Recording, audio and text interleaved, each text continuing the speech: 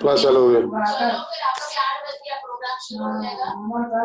स्यादवाद षट द्रव्य गुण पर्याय और प्रमाण का जड़ कर्म चेतन बंध का अरु कर्म के अवसान का कह कर स्वरूप यथार्थ जग का जो किया उपकार है उसके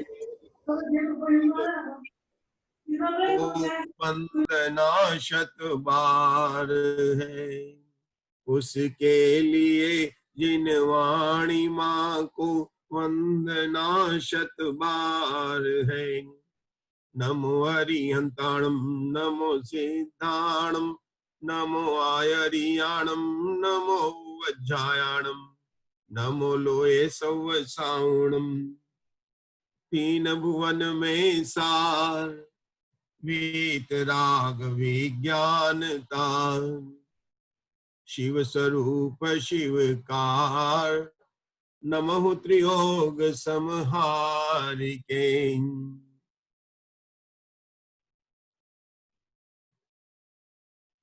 पंडित दौलतराम जी कृत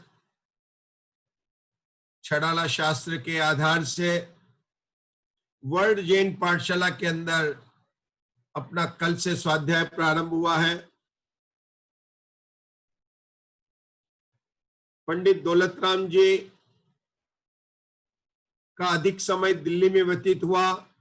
वैसे वे यूपी के अंदर सासन जिले जो हाथरस के पास आता है वहां के रहने वाले थे। सासनिक यस। पंडित दौलतराम जी की यह रचना बहुत ही अनुपम और सरल भाषा में है। हमें मोक्ष के कार्य करने के लिए सम्यक दर्शन से लेकर जो कुछ भी करना है वह इस छड़ाला ग्रंथ के अंदर पंडित दौलतराम जी ने हमको बहुत सरल भाषा में समझाया। मंगलाचरण के अंदर सबसे पहले उन्होंने वितराग विज्ञानता को नमस्कार किया। यह वितराग विज्ञानता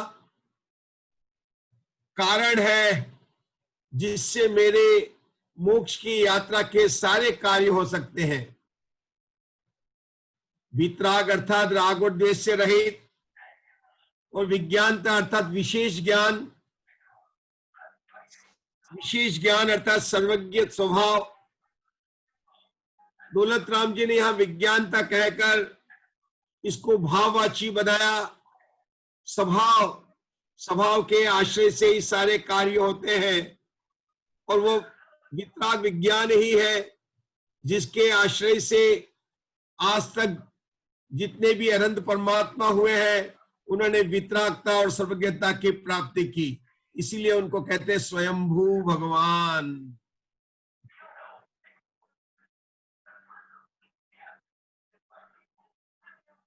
देखिए इस छड़ाला ग्रंथ आज की तारीख है 23/6/2020। इस छड़ाला में जो 6 ढाल है कल अपन ने बात की थी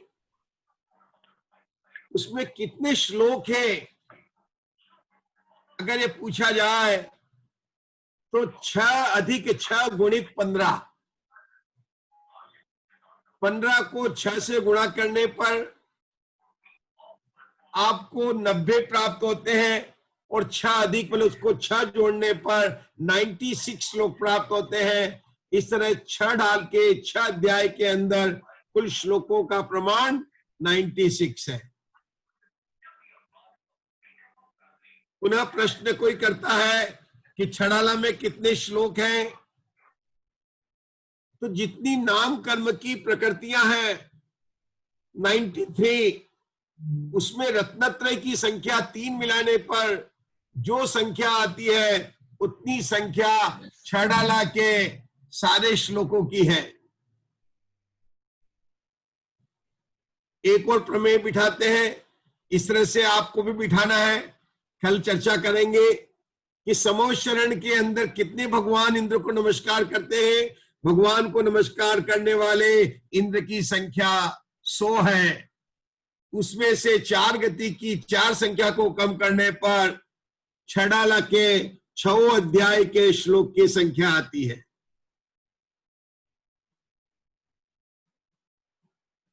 छह ढाल है, देखिए 96 है, अगर हर ढाल के अंदर 15 होते हैं तो कुल श्लोक की संख्या हो जाती है 90। लेकिन पहली ढाल, तीसरी ढाल और छठी ढाल में श्लोकों की संख्या 17 है, तो कुल श्लोक की संख्या हो गई 96। पहली ढाल के अंदर मंगलाचरण को मिलाकर 17 श्लोक है, तो पहली ढाल के श्लोक 16 और उसमें एक मंगलाचरण का मिलाया तो उसके श्लोक की संख्या हुई 17।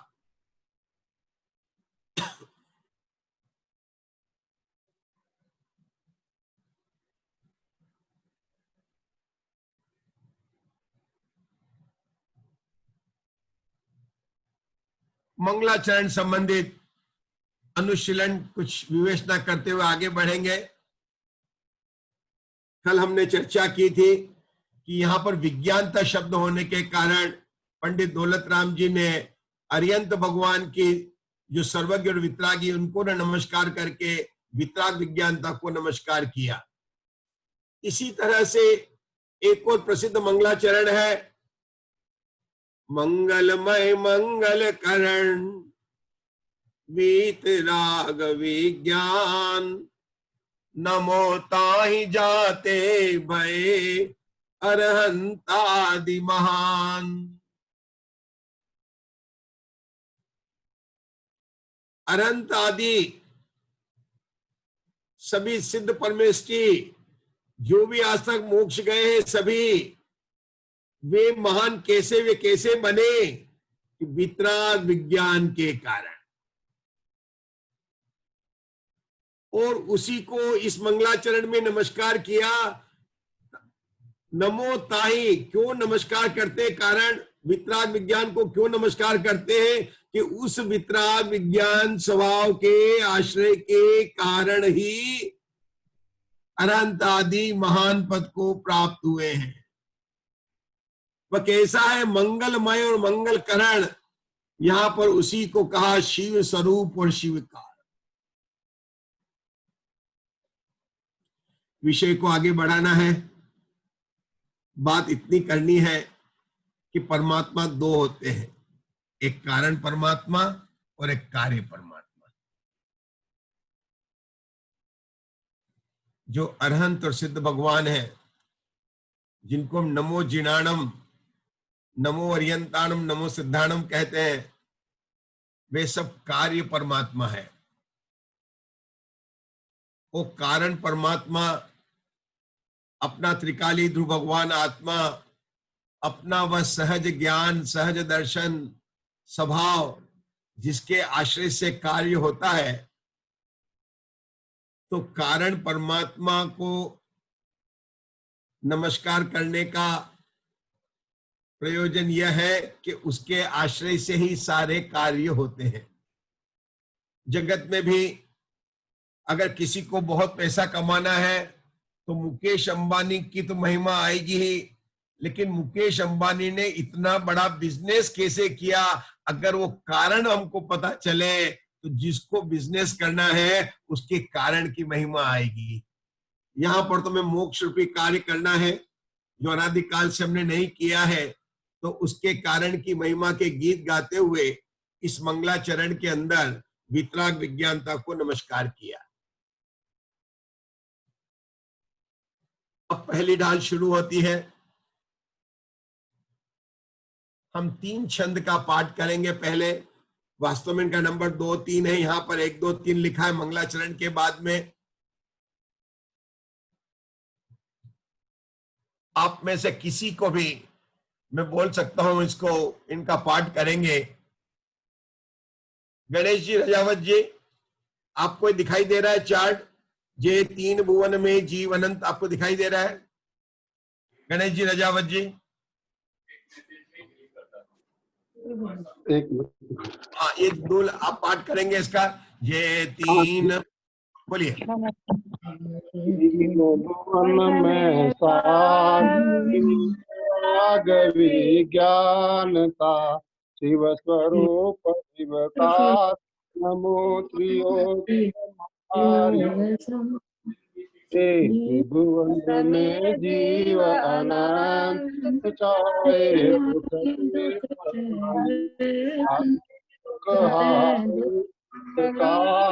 कहे शीत करुणाधार बस रुकेंगे, बस रुकेंगे, हमको यदि ताहि 3 का करना है। तो पहले जे 3 भुवन में जीव अनंत सुख चाहे दुख ते भयवंत आते दुख हारी सुख कार कहे सीख गुरु करुणाधार। क्या कहते हैं? जे 3 भुवन में जीव अनंत, 3 भुवन में अर्थात 3 लोक में, अधोलोक, मध्यलोक और ऊर्ध्वलोक, पूरा लोक ले लिया। ये 3 भुवन में जितने भी जीव हैं वे सब क्या चाहते हैं कि सुख को चाहते हैं और दुख से भयवंत है। यहां पर जो 3 भुवन में लिखा है, तो जे मतलब जितने, जे मतलब जितने भी जीव हैं, संख्या में कितने हैं कि अनंत है। कहां पर है कि त्रिभुवन। तो जब हमने कहा कि अधोलोक, मध्यलोक और ऊर्ध्वलोक, तो ये क्या हुआ? द्रव्य हुआ, क्षेत्र हुआ, काल हुआ कि भाव हुआ? ये क्षेत्र हुआ, क्योंकि अधोलोक भी क्षेत्र है। आकाश द्रव्य में जो लोकाकाश बीच में है उसमें अधोलोक भी क्षेत्र है, मध्यलोक भी क्षेत्र है, ऊर्ध्वलोक भी क्षेत्र है। जो 3 भुवन कहा तो अर्थात यह बताया कहां पर स्थानवाची संज्ञा है। 3 भुवन अर्थात में स्थान की बात कर रहे हैं। और जो जीव अनंत मतलब जीवों की बात कर रहे हैं। कौन? कि जीव। यह कहकर पुद्गल की बात नहीं कर रहे हैं, धर्म द्रव्य की बात नहीं कर रहे हैं, अधर्म द्रव्य की बात नहीं कर रहे हैं, काल द्रव्य की बात नहीं कर रहे हैं, आकाश द्रव्य की बात नहीं कर रहे। हमने क्यों बोला? क्योंकि जो 3 लोक में तो 6 द्रव्य पाए जाते हैं, लेकिन यहां पर जीव अनंत कहकर उन्होंने द्रव्य की संख्या बता दी और कौन से द्रव्य की बात है इसको भी बता दिया। अब 3 भुवन में कहा और सभी सुख को चाहते हैं और दुख से भयवंत है। अर्थात इस संसार में जब कोई किसी चीज को चाहता कब है कि जब वो उसके पास में नहीं हो। सुख चाहता है, अर्थात सभी जीव संसार में दुखी ही है। अरे संसार में अगर दुख नहीं होता तो तीर्थंकर इस संसार को छोड़कर क्यों संयम का मार्ग धारण करते?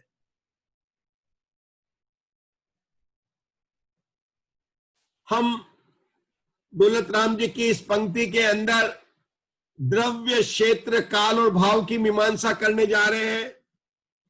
देखिए पहला शब्द है जे। जे का अर्थ द्रव्य, मतलब संख्या की अपेक्षा जीव द्रव्य अनंत है। यद्यपि जीव में कहने पर मुक्त जीव और संसारी जीव दोनों जीव आ जाते हैं। संसारी जीव में जो मिथ्या दृष्टि तिर्यंच है, निगोद में है, वे अनंत है और सिद्ध भगवान भी अनंत है। लेकिन बाकी जो जीव हैं, अगर हम निगोद को छोड़ दें तो बाकी तिर्यंच गति के जीव, देव गति के जीव, नरक गति के जीव, इन सबकी संख्या असंख्यात में ही आएंगे। तो अनंत की संख्या तिर्यंच को मिलाकर है एक बात, और अगर सभी को ले तो सिद्ध भगवान की संख्या भी अनंत है। लेकिन यहां पर सिद्ध भगवान की बात नहीं है। आप पूछेंगे कि यहां सिद्ध भगवान भी तो जीव है। और अनंत की संख्या में क्या जीव, हम सिद्ध भगवान को हम क्यों नहीं ले रहे? प्रश्न तो उठ सकता है, क्योंकि यहां लिखा जे तीन भुवन में जीव अनंत। तो यहां पर जो सिद्ध भगवान को नहीं लेना है, क्यों नहीं लेना है? क्योंकि आगे क्या लिखा है? सुख चाहे दुखते भयवन। सिद्ध भगवान तो सुख स्वरूप हो गए हैं, उन्होंने तो जो कार्य करना था वो कर लिया, वे तो परम सुखी है। तो जो जीव संसार में है वे दुखी हैं और वे सुख को चाहते हैं, इसलिए यहाँ पर अनंत की जीव की संख्या में जीव यद्यपि सिद्ध भगवान है, लेकिन उनको यहां बात नहीं है। हाँ, उनके जैसे होने की बात है, उनकी बात नहीं है, लेकिन उनके होने जैसी बात है। तो इससे हुआ द्रव्य की अपेक्षा, अब क्षेत्र की अपेक्षा से करें तो तीन भुवन क्या हुआ? स्थानवाची। कहां पर? अधोलोक में, मध्यलोक में, ऊर्ध्वलोक में, सभी जगह। तीन भुवन कहने पर क्या हो गया? तीन भुवन का अर्थ कहे तो क्या हुआ कि सभी जगह, चाहे वो अर्धोलोक हो, चाहे मध्यलोक हो, चाहे ऊर्ध्वलोक हो, सभी जगह। सभी जगह अर्थात क्या? कि चाहे स्वीडन हो, चाहे स्वर्ग हो, चाहे ऑस्ट्रेलिया हो, चाहे अमेरिका हो, चाहे नेदरलैंड हो, चाहे नागपुर हो, अरे कहीं पर भी हो, कोई स्थान इस संसार में नहीं है जहां पर कि जीव दुखी नहीं है। संसारी जीव दुखी है। तो इसको कहने से, तीन भुवन कहने से ये आया कि हर स्थान पर जीव दुखी है, हर संसारी जीव दुखी है। स्वर्ग भी ले लिया, अमेरिका भी ले लिया। हम और आप समझते हैं अमेरिका में तो बहुत हैप्पी होंगे, यहां पर तो लिखा जे तीन भुवन में, और तीन भुवन में स्वर्ग भी आ गया। और हम क्या चाहते हैं? हे भगवान, हमको स्वर्ग मिले। हमें स्वर्ग के नाम पर बड़ी बड़ी अंदर से, चाहे स्वाध्याय करते हुए हम बोलेंगे कोई बंद है, लेकिन अंदर से मिठास आती है। हम किसी को भेजना चाहते हैं तो कहां गए? कि स्वर्ग में चले गए। यहां कहते हैं कि स्वर्ग में भी जीव दुखी है।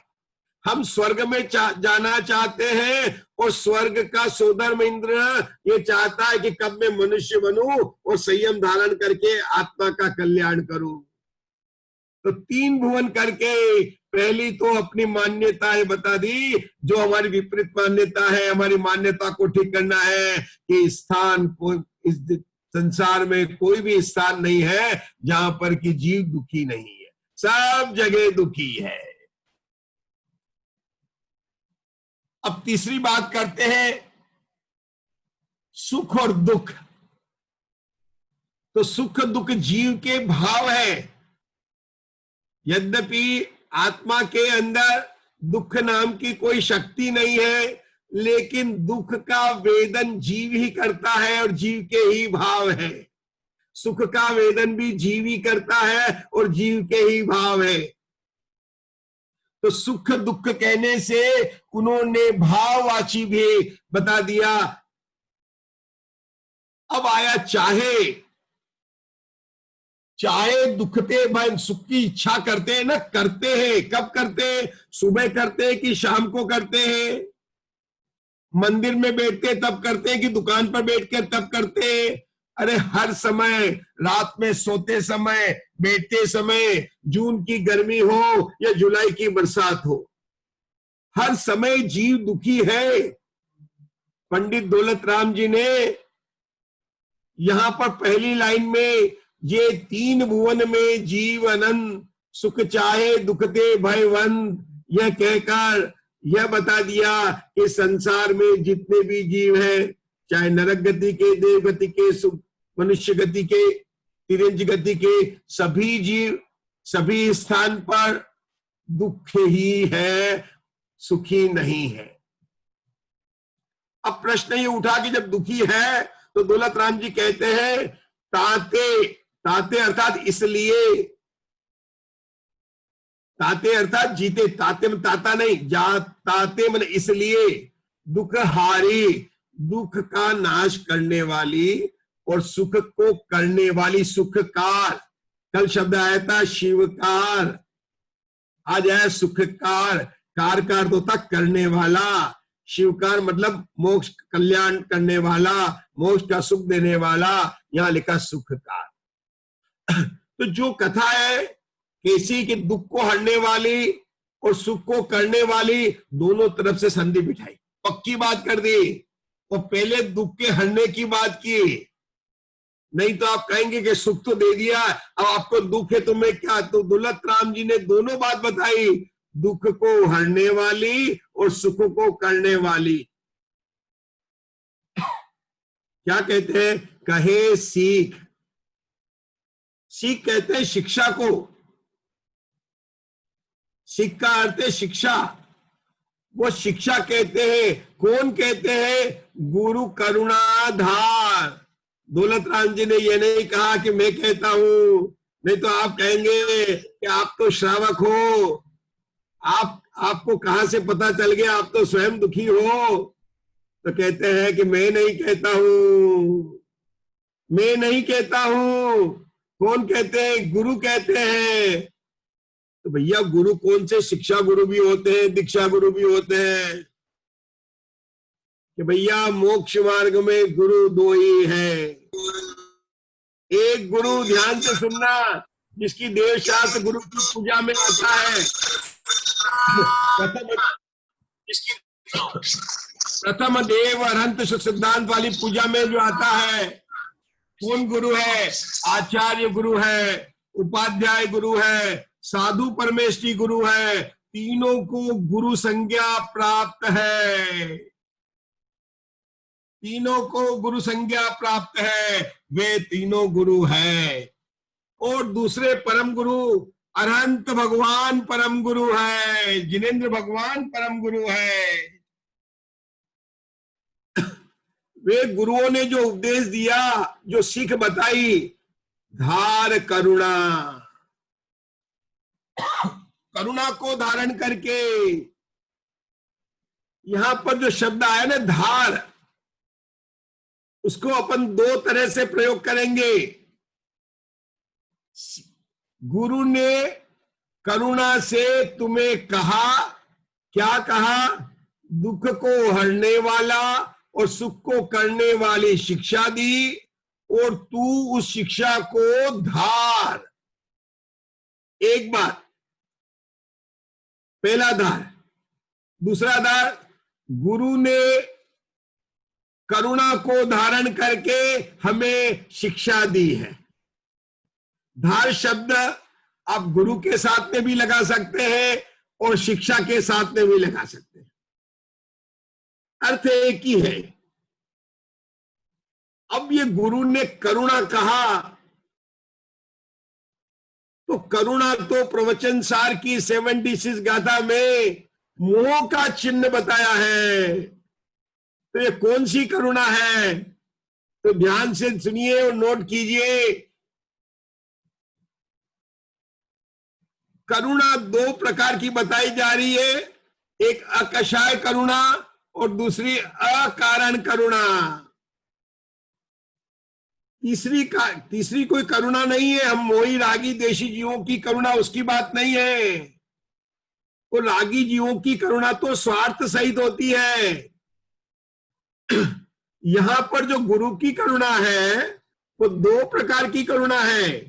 पहले प्रकार की करुणा है अकषाय करुणा और दूसरे प्रकार की करुणा है अकारण करुणा। और हमने यहां पर दो गुरुओं की बात की है, एक परम गुरु और दूसरे आचार्य उपाध्याय साधु। तीनों को एक संज्ञा दे गुरु। जो अनंत सिद्ध आचार्य, जो आचार्य उपाध्याय और साधु, इन तीन का एक ग्रुप गुरु। तीनों की अभी साधक दशा है, मोक्ष मार्ग में है, पंच परमेष्टि में उनका नाम है, पूजने योग्य है, वे ही अध्यात्म जगत के गुरु हैं। देही आत्म कल्याण करने के गुरु हैं। वो गुरु को कौन सी करुणा है? अकारण करुणा। मुनिराज जो हमको उपदेश देते हैं, हमको इसके बदले में कोई भी स्वार्थ, कोई भी कामना नहीं है कि कल आप मुझे आहार दोगे या नहीं दोगे। कोई बिना कारण के गुरु हमें उपदेश देते हैं। और जो अकषाय करुणा है वो जिनेन्द्र भगवान की, अनंत परमात्मा की, तीर्थंकर देव की करुणा है, वितरागियों की करुणा है, पूर्ण वितरागियों की करुणा है। ऐसी करुणा को धारण करके हमें दौलत राम जी वह सीख, वह शिक्षा को बता रहे हैं जो दुख को हरने वाली और सुख को करने वाली है।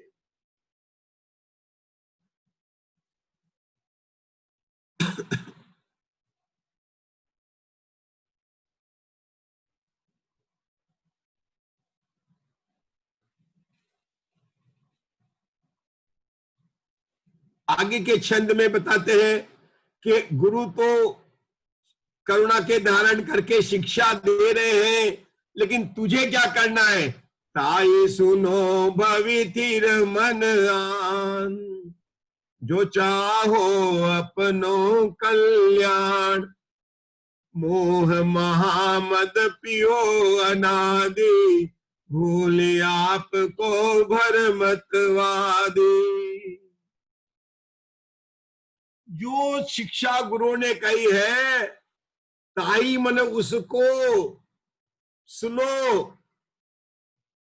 कैसे सुनो? कि मन को स्थिर करके। देखिए, दौलत राम जी ने मन की स्थिरता मौत ले ली, क्योंकि काय की तो बाबा रामदेव भी करवा देते हैं योगा, मौन धारण सभी कर लेते हैं, लेकिन योगा है बाबा रामदेव का। मौन व्रत भी धारण है, लेकिन मन तो उड़ान भर रहा है। कहते हैं ताई सुनो भविथिर मन आन। लेकिन किसको कह रहे हैं? यदि तुम अपना कल्याण चाहते हो, अगर अभी तुम्हें संसार में मजा आ रहा है, अभी कोरोना हटते ही दुबई जाने की बात आने वाली है, ये तो फ्लाइट बंद हो गए हैं, नहीं तो यहां जाऊं वहां जाऊं, इंजॉय, लिव हैप्पीली, सारा जगत, उन सबके लिए ये छड़ाला नहीं है। जो चाहो अपनो कल्याण लो, अपने परिवार के कल्याण का भी नहीं लिखा, अपनी पत्नी के कल्याण का भी नहीं लिखा। अरे अपना कल्याण चाहो, क्योंकि मोक्ष में यह जीव अकेला ही जाता है, अकेला ही अपना कल्याण करता है। जैसे परीक्षा देकर अपना स्वयं पास होता है, अपना छोटा भैया पास नहीं होता है, अपना बड़ा फ्रेंड पास नहीं होता है। जो चाहो अपनो कल्याण। अगर तुम अपना कल्याण चाहते हो तो वह शिक्षा मन से सुनो। और किसको कह रहे हैं? कि भव्य जीवों को कह रहे हैं। आपका प्रश्न होगा कि आप केवल भव्य को ही नाम ले रहे हैं, ये तो पक्षपात हुआ। हमारा तो वितराग धर्म है, कोई भी आके शिक्षा सुने। भैया दौलत राम जी कहते हैं कि जो ये शिक्षा सुन रहा है, जो वर्ल्ड जैन पाठशाला में अभी आया हुआ है और इन क्लास को अटेंड कर रहा है ना, वो कौन है? जिसको अभी टीवी में कोरोना की क्या न्यूज आ रही है, अनलॉक क्या हो रहा, वो सुनने की इच्छा नहीं है। उसको तो ये सुनने की इच्छा है कि वर्ल्ड पाठशाला में छड़ाला के इसमें क्या स्पेशल बात बताई जाने वाली है। तो जो चाहो अपनो कल्याण, वह जीव भव्य ही है। पद्मनंदी विशंतिका में लिखा है कि जिसके मन में एक बार भी ऐसी बात आए कि मैं कौन हूं, तत्व सुनने की रुचि हो तो वह जीव नियम से भव्य ही है।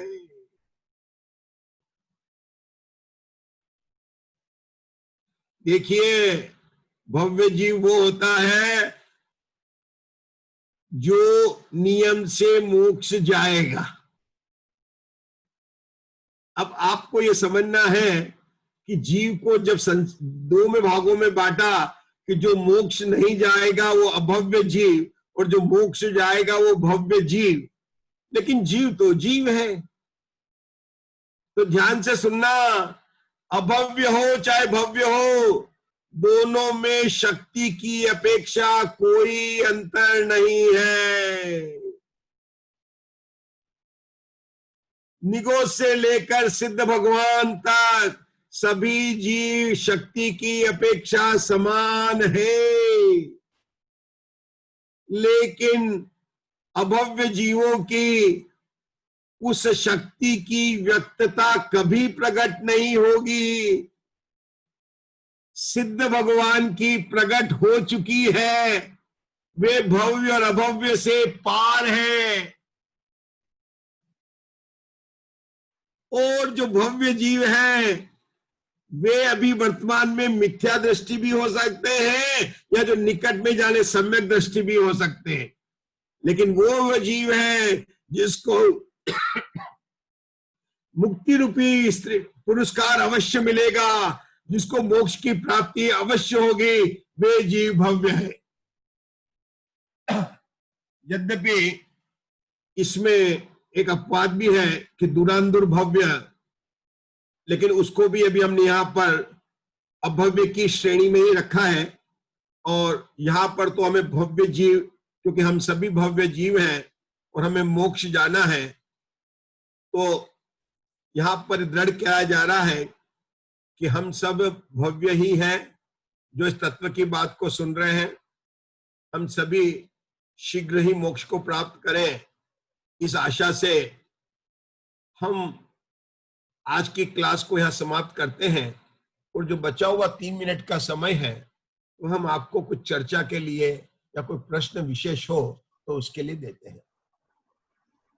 हमारे पास में 3 मिनट 3.5 मिनट समय है अपने पास में।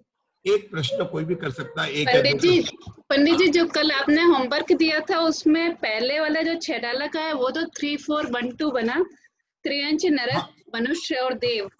हाँ, और तो क्या आंसर क्या है? उसका आंसर क्या है? 3 4 1 2 3 4 1 2। वेरी अच्छा। और उसका आदिनाथ भगवान की पूजा का आदिनाथ का बना 4 3 2 1। पहले नरक, कैसे? हाँ, पहले नरक गति, फिर त्रियंच गति, फिर देव गति, फिर मनुष्य गति।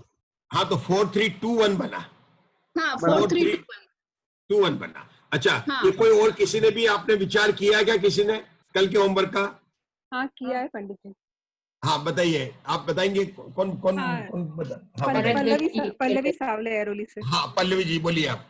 हाँ, 6 डाला में 4 गति का क्रम बताया है। पहले तिर्यंच गति है, फिर नरक गति है, फिर मनुष्य गति और फिर देव गति। हाँ, नहीं, जयमाला में तो अलग बताया, नरक गति पहले आई, त्रियंच बाद में, हाँ, फिर दोनों अपन दो की बात कर रहे हैं। आदिनाथ भगवान की जयमाला और 6 डाला की प्रथम डाल, उसमें चारों दोनों में चारों गति के भ्रमण की बात है। तो हमने गति को नंबर दिया था, मनुष्य गति को 1 नंबर, स्वर्ग को देव गति को अपन ने 2 नंबर दिया था, तिर्यंच को अपन ने 3 नंबर दिया था, और नारकी को अपन ने 4 नंबर दिया था। हमने होमवर्क 2 दिए थे। एक तो यह दिया था कि 6 डाला में और आदिनाथ भगवान की पूजा में क्या क्रम आया है, तो उसको नंबर से बताना था, जो पल्लवी जी ने बताया। आप लोग भी उसको देखकर स्वयं के लिए पुनः अध्ययन करके बताइएगा। दूसरा, हमने यह भी प्रश्न दिया था कि देव मरकर देव नहीं होता, नारकी मरकर नारकी नहीं होता, तो इनसे आपको 4 की ऐसी संख्या बतानी है कि जिसमें गलत भी हो और सही भी हो। ऐसे आपको पूरी टेबल बनानी थी। आप कल भी ला सकते हैं, क्योंकि कल भी अपनी क्लास चलेगी, कल मैं उसकी चर्चा भी ले लूंगा। क्योंकि नारकी मरकर नारकी नहीं हो सकता, देव मरकर देव नहीं होता है, मनुष्य तिर्यंच चारों गति में जाते हैं, तो जैसे अपन ने भ्रमण की गता बताई है छड़ाला की, उससे इस तरह से कोई और भी रूट हो सकता है कि नहीं हो सकता है, वो आपको सोच के बताना है। कल हम इसके बारे में चर्चा करेंगे। गुरुजी एक प्रश्न था, ये भगवान आदिनाथ की पूजा मतलब अभी कौन सी पूजा लेना है इसमें? इसमें तो ये बुक जो में तो पुरानी लिखा जो है। सिकंदर। जिसमें चारों गति का वर्णन आया है, ये पुरानी हाँ, पूजा है। जयमाला में- नाभिराय, हाँ बोलिए बोलिए। देवी के नंदन वाली। हाँ वही। अच्छा अच्छा अच्छा, हाँ आंटी समझ मारी गए। दिन तनी सुन बिनती, वो वाली जयमाला। अच्छा उसको अच्छा, अवश्य पाठ कीजिए और आप उसमें सोचिए, नंबर निकाल के बताइए। कल सबसे हाँ। पूछेंगे। यहाँ पर ऐसा नहीं है कि उन्होंने उत्तर दे दिया तो सीमा जी को भी देना पड़ेगा, विनोद जी को भी देना पड़ेगा, क्योंकि मोक्ष सबको जाना है। सीमा जी के उत्तर से न तो मोक्ष का पासवर्ड मिलेगा आपको, मोक्ष का पासवर्ड आपके उत्तर से मिलेगा। सबका अपना अपना पासवर्ड है, सबको अपना अपना बताना पड़ेगा। और ये नंबर जरूर। हमारे कोई पंडित अमेरिका जी। जाने की जो इच्छा होती है उसका क्या हुआ है पंडित साहब?